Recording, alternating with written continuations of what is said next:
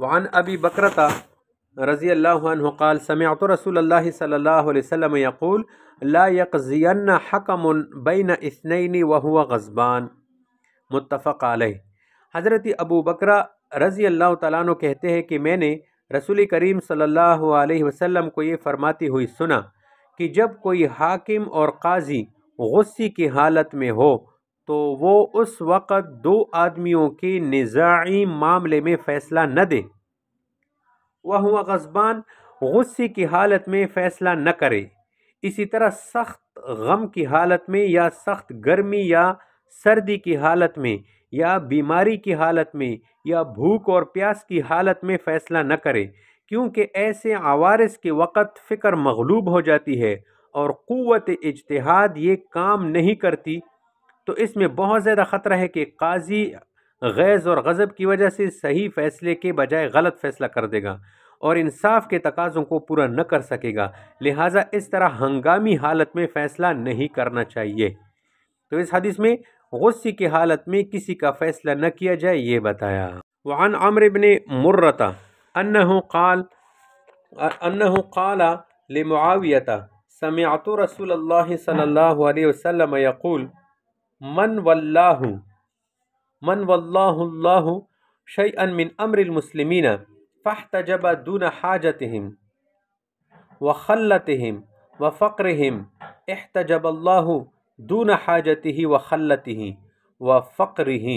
فجعل معاویة رجلا على حوائج الناس، رواہ ابو داود والترمذی۔ وفي روایت له ولأحمد اغلق اللہ له ابواب السماء دون خلته وحاجته ومسکنته۔ حضرت عمر بن مرہ رضی اللہ تعالیٰ عنہ سے روایت ہے کہ انہوں نے حضرت امیر معاویہ رضی اللہ تعالیٰ عنہ سے کہا کہ میں نے رسول کریم صلی اللہ علیہ وسلم کو یہ فرماتے ہوئے سنا کہ جس شخص کو اللہ تعالیٰ نے مسلمانوں کے کسی کام کا ولی یا حاکم بنایا اور اس نے مسلمانوں کی حاجت اور محتاجگی سے حجاب کیا، مطلب یہ ہے کہ اس کی ضرورت اور حاجت کو پورا نہیں کیا، تو اللہ تعالیٰ اس والی اور حاکم کی حاجت اور محتاجگی سے پھر حجاب فرمائے گا، یعنی اس کو اس کے مطلوب سے دور رکھے گا اور اس کی دعا قبول نہیں کرے گا۔ حضرت امیر معاویہ رضی اللہ تعالیٰ عنہ یہ حدیث سن کر بہت متاثر ہوئے اور ایک شخص کو اس کام پر مقرر کر دیا کہ وہ لوگوں کی ضروریات پر نظر رکھے اور ان کی حاجتوں کو پورا کرتا رہے۔ اور ترمذی کی ایک اور روایت میں اور احمد رحمۃ اللہ علیہ کی ایک روایت میں یوں ہے کہ اللہ تعالیٰ اس والی حاکم کی حاجت اور محتاجگی پر آسمان کے دروازے بند کر دے گا۔ تو فاحتجبا یعنی غریبوں اور بے وسائل افراد پر دروازے بند کر کے کسی کی خبرگیری اور خیرخواہی نہیں کرتا، مظلوم کی بات نہیں سنتا اور چوکیدار کو کوتوال کو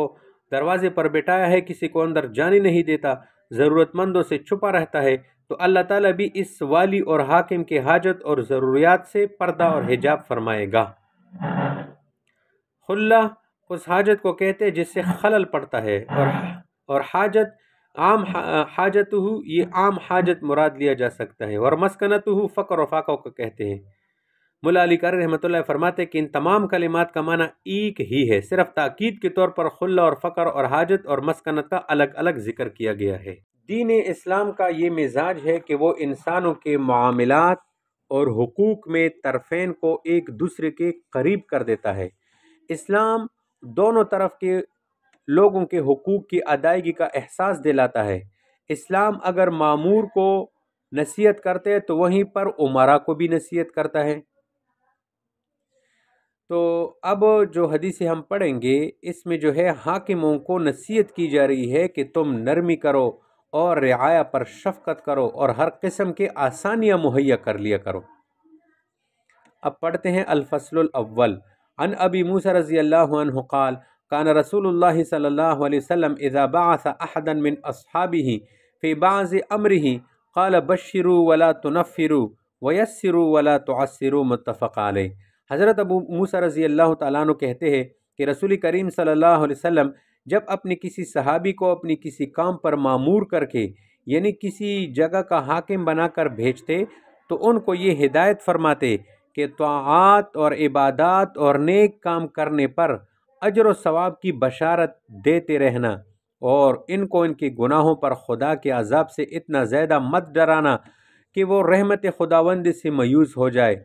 نیز لوگوں کے ساتھ آسانی کا برتاؤ کرنا، یعنی ان سے زکوٰۃ وغیرہ کی وصولی میں نرمی اور آسانی کا طریقہ اختیار کرنا، اور لوگوں سے زکوٰۃ وغیرہ کا مال واجب مقدار سے زیادہ وصول کر کے ان کو دشواری اور تنگی میں مبتلا نہ کرنا۔ یہ ان الفاظ کی تشریح بھی تھی۔ وعن انس رضی اللہ عنہ قال قال رسول اللہ صلی اللہ علیہ وسلم یسروا ولا تعسروا وسکنوا ولا تنفروا۔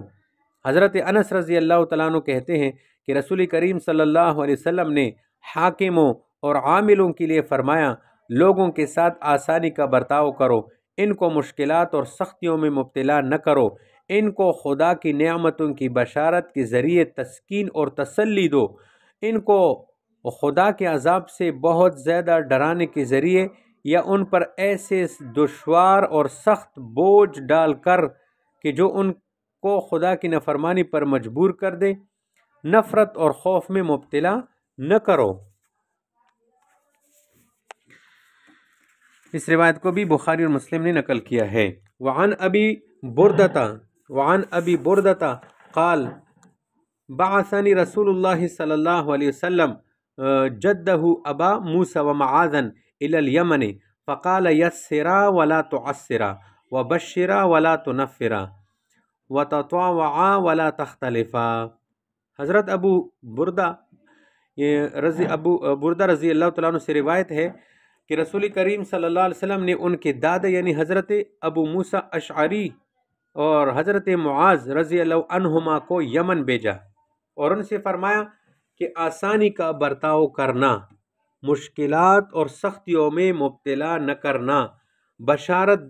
دیتے رہنا، خوف اور مایوسی میں مبتلا نہ کرنا، باہم اتفاق اور اتحاد کے ساتھ کام کرنا اور آپس میں اختلاف نہ کرنا۔ وعن ابن عمر رضی اللہ عنہما ان رسول اللہ صلی اللہ علیہ وسلم قال ان الغادر ينسب له لواء يوم القيامة فيقال هذه غدرة فلان ابن فلان، متفق علیہ۔ حضرت ابن عمر رضی اللہ تعالیٰ عنہ کہتے ہیں کہ رسول کریم صلی اللہ علیہ وسلم نے فرمایا، قیامت کے دن عہد شکن کی رسوائی کے لیے ایک نشان کھڑا کیا جائے گا اور کہا جائے گا کہ یہ فلاں ابن فلاں کے عہد شکنی کی علامت ہے۔ وعن انس رضی اللہ عنہ عن النبی صلی اللہ علیہ وسلم قال لکل غادر لواء یوم القیامت یعرف به، متفق علیہ۔ حضرت انس رضی اللہ تعالیٰ عنہ نبی کریم صلی اللہ علیہ وسلم سے نقل کرتے ہیں کہ آپ صلی اللہ علیہ وسلم نے فرمایا، قیامت کے دن ہر عہد شکن کے لیے ایک نشان مقرر ہوگا جس کے ذریعے وہ پہچانا جائے گا۔ وعن ابی سعید رضی اللہ عنہ عن النبی صلی اللہ علیہ وسلم قال لکل غادر لواء عند استه یوم القیامت وفی روایت لکل غادر لواء یوم القیامت یرفع له بقدر غدره الا ولا غادر اعظم غدرا من امیر عامہ، رواہ مسلم۔ حضرت ابو سعید رضی اللہ تعالیٰ عنہ نبی کریم صلی اللہ علیہ وسلم سے نقل کرتے ہیں کہ آپ علیہ السلام نے فرمایا، قیامت کے دن ہر عہد شکن کی رسوائی کے لیے اس کے مقعد کے قریب ایک نشان ہوگا، اور ایک روایت میں یوں ہے کہ قیامت کے دن ہر عہد شکن کے لیے ایک نشان ہوگا جو اس کی عہد شکنی کی بقدر بلند کیا جائے گا، یعنی اس کی جتنی زیادہ عہد شکنی ہوگی اس قدر وہ نشان اور اس کی تشہیر زیادہ ہوگی۔ اور خبردار کوئی عہد شکنی کے اعتبار سے امام عام یعنی حکمران وقت سے بڑا نہیں، یعنی حکمران کی عہد شکنی سب سے بڑی عہد شکنی ہے۔ یہ جو فرمایا ولا غادر اعظم، اس جملے کے دو مطلب ہے۔ پہلا مطلب یہ ہے کہ ایک امیر بغاوت کر کے خلیفۃ المسلمین کے خلاف عوام کو بھڑکا دے اور بغاوت کر کے حکومت پر ناجائز قبضہ جما لے، نہ اہل رائے سے مشورہ ہو، نہ خیر اور بھلائی کی فکر ہو، صرف زبردستی اور تغلب سے ملک پر قابض ہو گیا۔ اس صورت میں من امیر عامہ خود یہی قابض بادشاہ ہوگا کہ اس سے بڑا غدار کوئی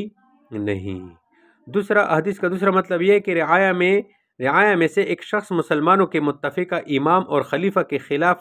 علم بغاوت بلند کرتا ہے اور سابقہ عہد و پیمان اور بیعت خلیفہ کو توڑتا ہے، یہ بڑا غدار ہے۔ تو اس صورت میں من امیر عامہ سے رعایا اور عوام میں سے کوئی باغی مراد لیا جائے گا۔ علامہ نووی رحمۃ اللہ علیہ نے اس حدیث کو کچھ آسان انداز میں یوں سمجھایا ہے، فرماتے کہ مشہور یہ ہے کہ اس حدیث میں ہر قسم کی خیانت اور غداری کو غلط قرار دیا گیا ہے، خاص کر اس بادشاہ اور خلیفہ وقت کی غداری کو انتہائی نقصان دہ قرار دیا گیا ہے جو مسلمانوں کی امانتوں اور ذمہ داریوں کا محافظ بنایا گیا ہو اور اس نے اس حفاظت کا عہد کر کے زمام اقتدار کو سنبھالا ہو اور پھر اپنے عوام کے ساتھ غداری کرتا ہے، خیانت کرتا ہے اور اس پر ترس نہیں کھاتا، نہ شفقت کرتا ہے۔ یہ بہت بڑا غدار امام ہے جنہوں نے اپنے تمام ذمہ داریوں کو پس پش ڈال دیا۔ علامہ نووی رحمۃ اللہ علیہ فرماتے ہیں کہ اس حدیث کا ایک مطلب یہ بھی ہو سکتا ہے کہ اس میں رعیت کو غداری اور خیانت اور بغاوت سے روکا گیا ہو کہ تم اپنے خلیفہ کے خلاف بغاوت نہ کرو، کوئی فتنہ کڑا نہ کرو۔ علامہ نووی رحمۃ اللہ علیہ فرماتے ہیں کہ پہلا مطلب صحیح ہے، یہ دوسرا مطلب تو صرف ایک احتمال ہے۔ ان اللہ وملائکته یصلون علی النبی یا ایها الذین آمنوا صلوا علیہ وسلموا تسلیما۔